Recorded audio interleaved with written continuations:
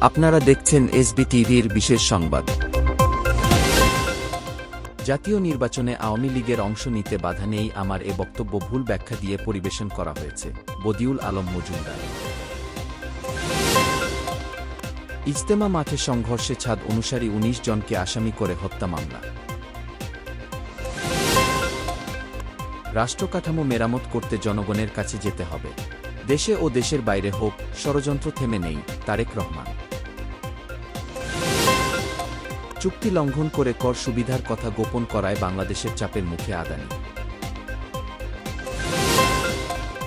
দেশে ডলারের দাম ১২৭ টাকা ছাড়িয়েছে, ডলারের বাজার আবারও অস্থিতিশীল হয়ে পড়ছে।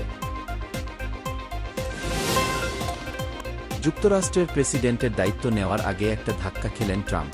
রাষ্ট্রীয় অর্থবিল কংগ্রেসের নিম্নকক্ষ প্রতিনিধি পরিষদে পাশে ব্যর্থ তিনি।